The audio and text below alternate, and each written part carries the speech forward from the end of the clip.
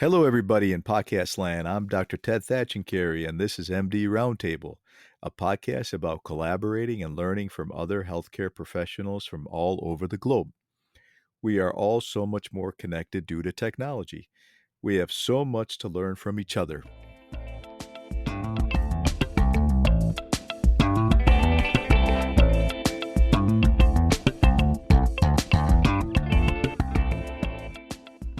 Thanks for joining us today at MD Roundtable. This is a very special episode as we are featuring Dr. Keith Dindi, who is a cardiothoracic surgeon at Tenwick Hospital in Kenya, which is one of the largest cardiac surgical centers in East and Central Africa. Welcome to MD Roundtable, Dr. Dindi. Thank you so much, Ted. Thanks for having me. Of course, my pleasure. My pleasure, Keith. Thank you for joining. I know this was a bit challenging as we're facing the reality of the time zones here. I'm currently in the Midwest in the United States. Where are you currently calling in from? So I'm calling in from Kenya, so East Africa time. We must be at least 7-8 hours ahead of you guys. Yeah, that's right. You guys are 8 hours ahead of us. Mm-hmm. So, yeah, thanks for coordinating this. I really appreciate it, Dindi. Thank you. My pleasure. So I guess we could start with a few background questions, Dindi. Where did you grow up in Kenya? I was born and raised up in the western part of Kenya, which is near Mount Elgon at the border of Kenya and Uganda. And I was raised up really as a village boy, enjoyed going to school out in the villages. And I was really inspired by some of the village health workers that I did see. So my background really is a village, rural Kenyan setup. Great. That's amazing. Dindi, did you come from a big family or a small family? I think big and small is relative in the African context. I would say that I came from a relatively smaller family unit, born, raised 6 of us, because there are many families here that have got 10 children. But it was great just growing up with a number of siblings, many boys. There are 4 of us were boys and 2 girls. So it was fun growing up with the boys, teasing the girls, making them more of tomboys as we grew up. So we grew up as a unit, and that was a lot of fun. Fantastic, Dindi. And where did you get your inspiration from as far as getting into medicine? Was that influenced by your parents or, other relatives? So in our family, and I recently did a bit of a family tree just to figure out my roots and all. And we really didn't have any people involved in medical care. So no history of medical workers in my family tree. But I was pretty sickly as a kid. And when I was 9 years old, I actually had to have surgery for a tumor on my neck. And in the district that I grew up in, we only had one surgeon serving the whole district. And so I was in hospital for very long, just waiting to get this operation done. And so interacting with the healthcare workers, you know how patients are kept without eating before surgery. And this happened for 6 whole days as they kept telling me at the end of the day that the doctor was too busy. And so after I finally got my surgery done, I thought this is the thing I would want to do. I would want to change the story and at least have more surgeons helping the people in our villages. So that's how I got inspired to get into surgery. That's extraordinary, Dindi. Thank you for sharing that. Did you go on to do college in the local city or town where you grew up, or did you go outside? Yeah, so the way our system works, we have what we call national high schools. There are a few very good schools that the top performers from every district would go to. And so when I was 9 years old and made that decision, I want to be a doctor, it really changed the way in which I did my life. Before that, I was an average student. I'd never really been the best in my class.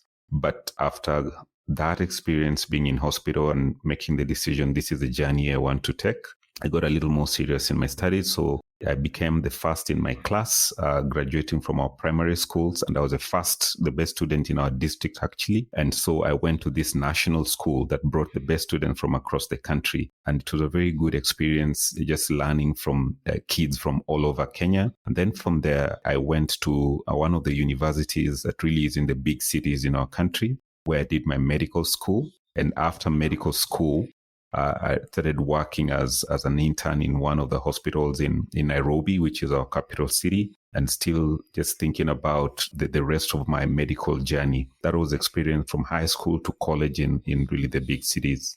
That's great, Dindi. So what was that like going from your village, your hometown as a young kid? I assume, when you went to that school that accepted kind of more elite kids, I assume that was kind of a boarding school. What was that transition like for you?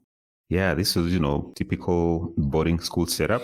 So Kenya comes from a background of more of a British cultural heritage, where the country was colonized by the British. So you do have lots of the remains of, the British system of education. So the boarding schools were really British type boarding school. And for me, it was a cultural shock because I was used to, more of communal living, easy. I remember I would go to school without shoes.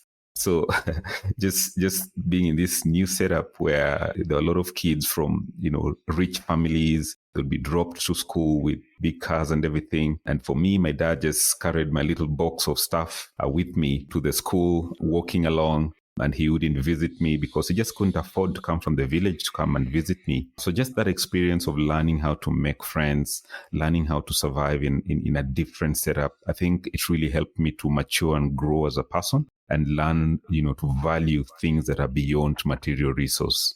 That's fantastic, Dindi. So now you've completed your medical school in Nairobi, correct?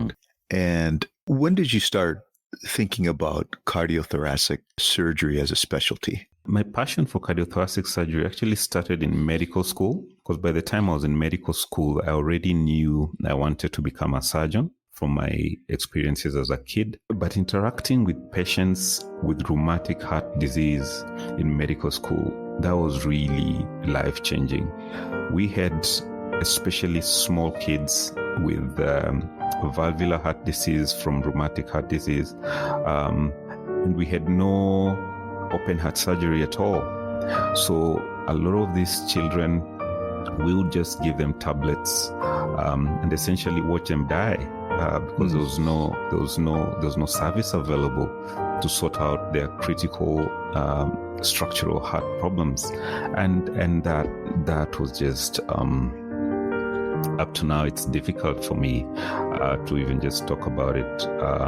It's emotional because I do remember a lot of the kids that actually didn't make it. And so through that experience, I just felt this is what I want to dedicate my life to do, to work, to see, to change the story so that the kids with rheumatic heart disease, the kids with congenital heart disease, I just wanted us to have places where they could be helped. And I wanted to be one of the surgeons that would help change the story. So that's really where my passion for cardiac surgery came from. That's brilliant, Dindi. Thank you for sharing that background with us. So just to put things in perspective, folks, there are about, and Keith, you probably already know this, but there are about 4,000 cardiac thoracic surgeons in the United States. So even with that number, there is still a shortage within that specialty. Yeah. So for our listeners, Keith, how many cardiac thoracic surgeons would you say are in all of Kenya? Great. Let me also just give a bit of perspective so the listeners can have an idea. So Kenya is located in the eastern part of Africa. And so it's one of the more developed, stable countries in Eastern Africa because we're surrounded by a number of countries that have had a lot of political instability. So the situation that I'm going to talk about in our country is actually the best in compared to the countries around the rest of Eastern Central Africa, really. And so to give perspective, we've got 55 million people in our country. And we have got a total of 13 registered cardiothoracic surgeons as we speak. Did you say 13? Yes. Wow. So that is a ratio of almost 1 for 5 million people. And that is the ratio we are trying to change, through the current cardiothoracic training program that we're having here at Tenwek Hospital. But that is a reality. We've got very few surgeons dealing with a huge population of people with heart disease. Yeah, that's just an astonishing ratio that you just pointed out. Now, take us through your journey of your cardiothoracic training. How did you get your training? Did you go outside of Kenya in order to get that further training? Can you explain that to the listeners? So we have not had in-country training for cardiothoracic surgery for a very, very long time. In fact, when I was doing my path in Kenya, you have to do general surgery first, then you do now your fellowship in cardiothoracic surgery. So when I was doing my general surgery training, we didn't yet have in-country training available. But just after I finished and started working as a general surgeon, the program came up at Tenwek Hospital. And so 3 years after graduating with my general surgery degree, I joined this very new program being run at Tenwek Hospital.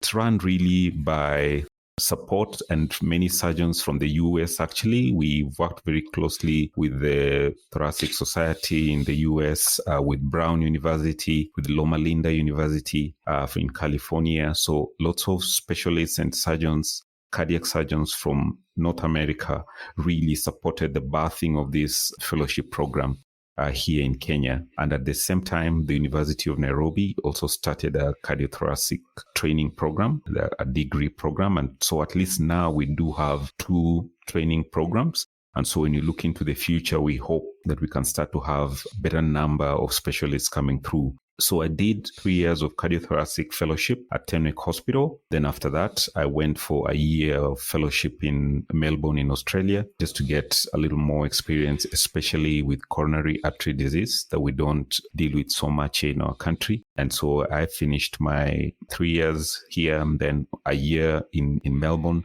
and then came back to join the faculty here at Tenwek. That's fantastic, Dindi. How were you able to go to Australia? Was that a special type of fellowship program? Was there some financial assistance given to you in order to facilitate that? How did that happen? I would say it's more of divine providence. There's a gentleman that happened to visit our institution, an upper GI surgeon from Melbourne, Australia. He's called Dr. Matt Reid, really fantastic gentleman. And we worked with him in our department for a few days. And as we did our interactions, he was like a kindred spirit, one of these guys that just meet and you connect with immediately. And so we had a lot of fun working together. And that's the time we started toying with the idea of doing a fellowship year in Australia. And so he's a gentleman that really worked behind the scenes to make this happen. And he's the one who even organized, and his family really supported my family as we went down to Melbourne. So props to Dr. Matt Reid. And the good thing is that now we've worked together with him and some of the surgeons in Melbourne and the Royal College out in Melbourne, so that now this will be a recurring fellowship, so that we'll be having every year, there'll be one fellow from Kenya going down to Melbourne for a year's experience. And so I'm really excited about that. That's wonderful news. Congratulations on being the pioneer of that, Dindi. Thank you. So now you've done your fellowship training in Australia. You come back to Kenya. Tell me that decision to make you, because I know a lot of surgeons and docs, that are from various countries in Africa, and, they have their own reasons for leaving their own nations, right? They want to seek better opportunities, right? They have families, et cetera, right? So what makes you, Dindi, what made you to choose to come back to your own country and provide your skills to your own people? That's a tough one, really. When you look at the context in which many of the Africans, not just surgeons, but African doctors work in, most of the African governments have not really invested much in healthcare. There was something that we call the Abuja Declaration. This was African leaders met in Abuja in Nigeria and committed to give a certain percentage of the GDP of the countries towards healthcare. But this was never done. And so the investment in healthcare across the continent is really low, which means that a lot of doctors work in environments that are really not fulfilling because you're not able to do the best for your patients. The medical workers are paid very poorly in Africa. So even just being able to do your work well, but at the same time be able to support your family, just to have a fulfilling existence as you do what you love is really difficult in this continent. And so for a lot of us, when we go out and work in setups where you're paid well for what you bring to the table, but also you actually give your patients care that you are trained to give, in terms of the facilities available, the medications available, it's much more fulfilling. And so the temptation to stay out is pretty high. And for a lot of my colleagues who made that choice to remain elsewhere, I really understand, and I can't blame any of them. But for me, I think my passion for this continent runs really deep. And I've seen the suffering of our people. I've seen how young ones stay in hospital for days and they're not helped. They've got to go back home. I've watched kids die because there are no cardiac surgeons. I've lost some in my arms. And so for me, this is really personal. It's a really deep personal thing. And I just feel my assignment in the world is tied to the African continent. And I feel that my purpose, sometimes there's that marriage of success and significance. I think I find significance and fulfillment in helping African children with rheumatic heart disease, with congenital heart disease. That's where I really find deep fulfillment. And so after talking to my family, to my wife, we both felt we should come back home and serve our people. And that's where we find a lot of fulfillment, really. Yeah, that's great, Dindi. I applaud your commitment and your dedication to the people of Kenya, and also being part of what I call the reverse brain drain. So hopefully others will follow in your footsteps. Yeah. The hope really, and it's multifaceted. So we are doing a lot in terms of advocacy, engaging government to make working conditions better so that more doctors, find fulfillment staying here. But we're also engaging a lot of our colleagues in the diaspora in terms of sometimes they might not really come back, but they can still be able to engage. Some of them can give a week or two of their time every year to do missions back home. With technology, some of them can literally mentor, be involved in teaching, lecture, still from diaspora, but they can still plug in so that any help we can get in getting these programs going to a certain degree of excellence because of support of African doctors in diaspora, I think is really welcome. And those are the things we are trying to make commonplace. That's right. Excellent, Dindi. A couple other questions I have for you. So tell me about the different types of CT surgeries and techniques that you're doing at Tenwick. So our epidemiology is a little different. So our demographics are different. Just to give you as a perspective, 75% of Kenyans below the age of 35. So when you think about that, it's really mind-blowing. We have a very, very young population. And so the disease patterns in our population are a little different than what is probably in Western population. So during my time in Australia, a lot of the patients we saw above the age of 60, and most of our surgeries were either coronary artery disease or, degenerative conditions for the mitral valve and things like that. But here in Kenya, most of what we see is rheumatic heart disease that affects a very young population and congenital heart disease that, again, it's really a disease of the young people. Then there are few patients that come in with coronary artery disease, usually from the big cities. And we can see where we're headed as a nation as people adopt more of Western lifestyles, less.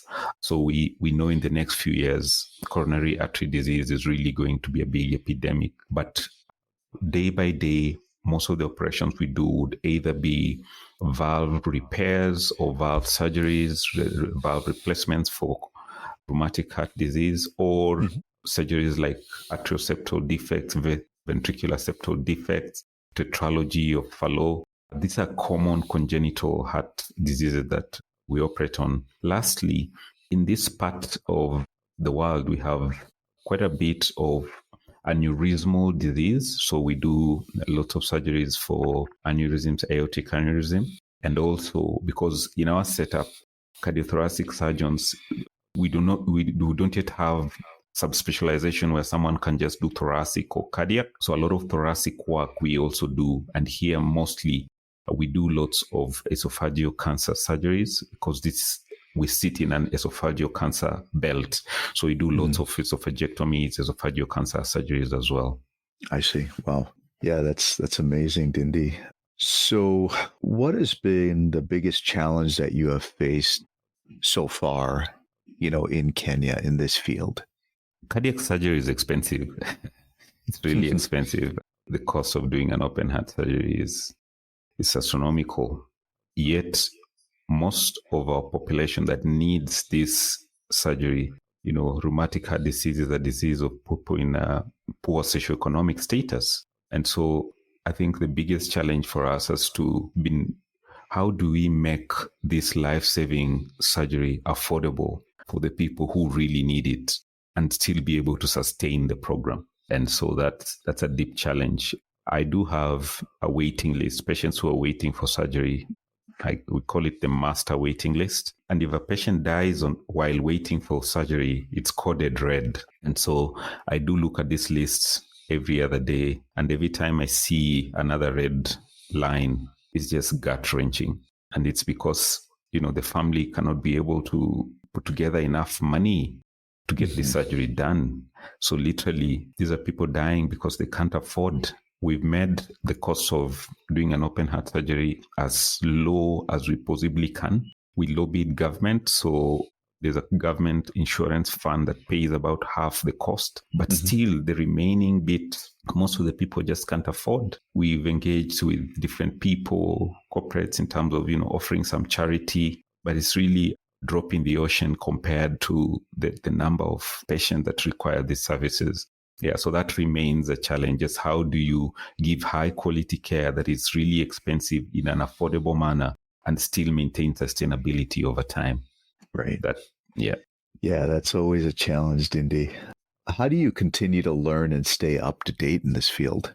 We are lucky because from the very start of this program at Tenwick, we had lots of involvement of doctors from North America. So quite a number of Canadian and American surgeons are involved in our program. And so every week we do have a learning segment with a doctor from North America.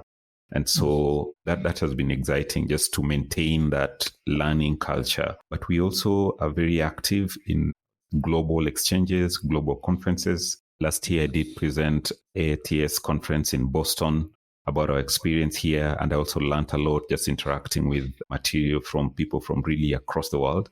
So we are very consistent in attending global conferences for purposes of not only learning, but networking, and also just seeing how are other people sorting some of the challenges we have. For example, surgeons from Asia, Southeast Asia, who have similar challenges to what we have. How are they being able to have sustainable programs? And so it's been exciting just maintaining that global learning culture.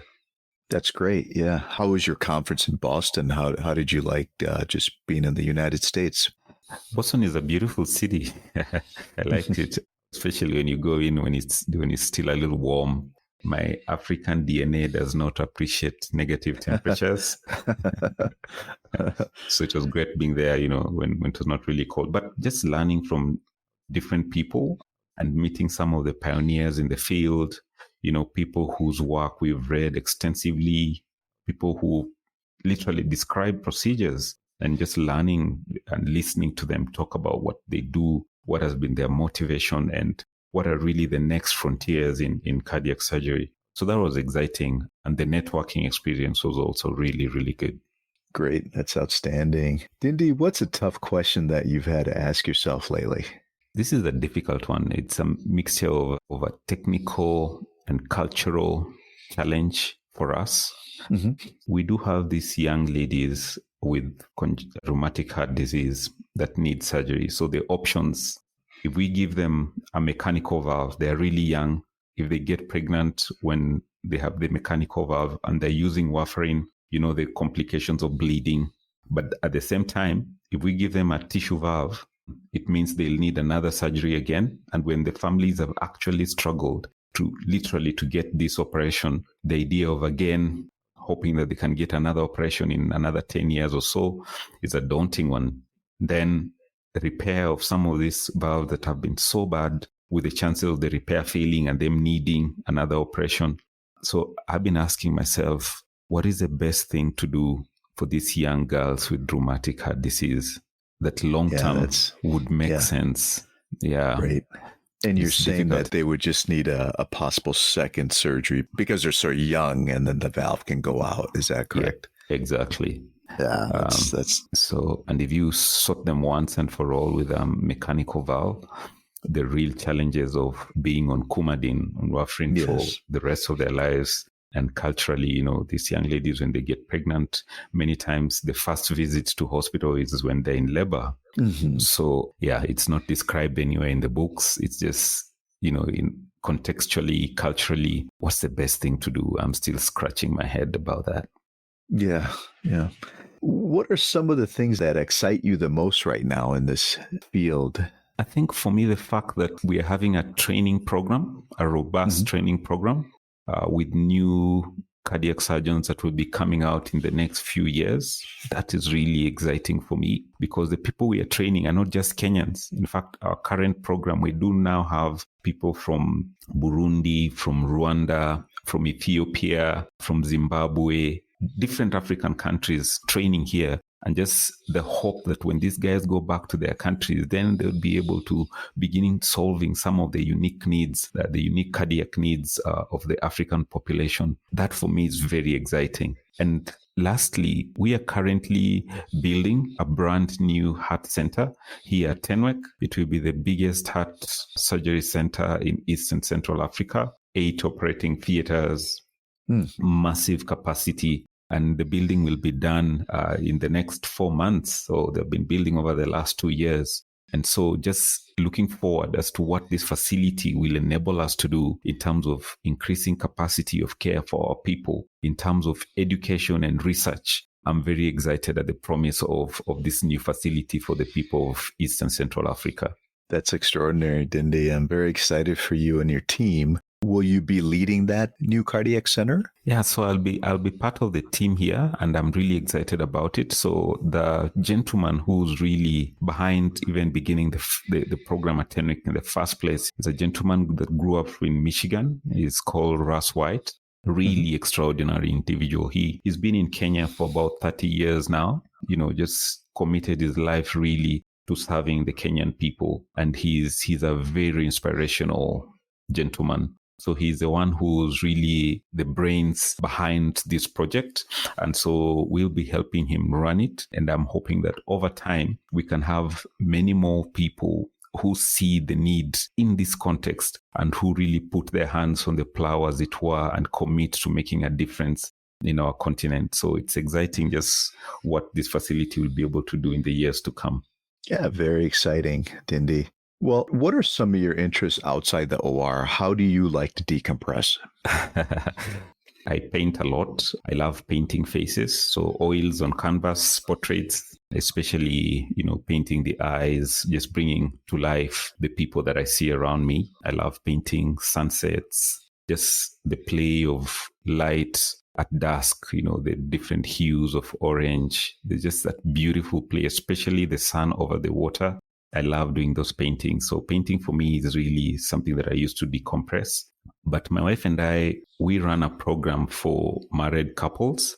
We love engaging, especially with young couples, and just helping them navigate this space. How do you become a successful professional, but at the same time still have a functional, exciting married life? So we do a lot of events for young couples, and it's something that we really love, that the both of us as a unit engage in. My wife is a physician as well. She is specialized in internal medicine, and so a lot of professional couples can relate with our story. So that's something that we like to do on the side. Very nice, Dindi. If you could say a message to your colleagues in the space or thoughts for other up and coming young doctors Mhm. that might be interested, in this specialty, what would you say to them?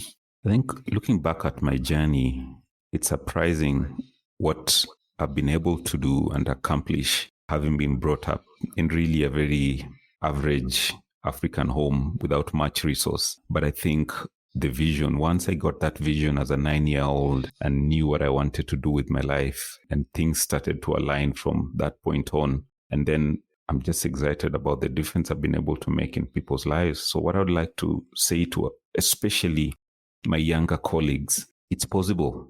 It's possible. We can make a difference in this continent. I know sometimes it can look very tough just because of the environments that we see every day, but together we can change the story of our continent, and opportunities do exist even for you. I think having that positive mindset, that belief is critical. And I think that the story of our continent should be shaped by young, bright African minds that have a hope for a better future. So just that belief that it's possible, that we can do it together. I really believe a lot in the power of one. I think when you look at the dominoes, the way the dominoes fall, it's just one domino that starts that journey. And there's an interesting scientific study that was done. And the fact is, one domino can make a domino twice its size fall. So literally, over time, that little domino can start to have a compounding effect. So each of us is a domino. If we do our bit, we do what we can in our space, our sphere of influence, you never know the impact of that along the line. So please, young African doctors, put your hands on the plow. Let's change the story of our continent together. Very eloquently said, Dindi. Thank you for that. Dindi, if somebody wants to get a hold of you, how can they contact you? So I've started being quite active on LinkedIn because we're engaging with a lot of colleagues in that space. So you can get me on LinkedIn, but also just directly on email. I think I will leave my email details with you, Ted. Yes, I will put them in the show notes below. Yeah. Yes. And also if you search Tenwek Hospital, you can get to see a lot of what we do. It will be exciting to engage with colleagues from across the world who just want to know what's happening in this African context, so who want to be involved, network. We really want to grow what we're having in Tenwek, and hopefully it can be the same story in different countries in Africa as well. Fantastic, Dindi. Well, listen, I really appreciate your time again for coming on MD Roundtable. I thought this was a very special episode. You are very inspiring, Dr. Dindi. Keep doing what you're doing. And I wish you all the best with your new venture with Tenwek Cardiac Center. Thank you. Thank you so much, Ted. It's been a great honor just to be here. And, I've been listening to lots of the podcasts you've been doing. Thank you for sharing our stories, just really bringing out the journey that many of these doctors from across the world are taking to do what they do. So thanks so much. All the best in what you do. My pleasure, Dindi. Have a great day, okay? Thank you. Thank you. Thank you. Folks, if you enjoyed that episode, don't forget to leave a review of MD Roundtable Podcast, and don't forget to subscribe. Also, if you want to reach out to me with any comments or questions, feel free to go ahead and email me at drtedthatchandcarey@gmail.com. Once again, drtedthatchandcarey@gmail.com. I will also leave the email contact in my show notes. Thank you again for joining me. Have a great day.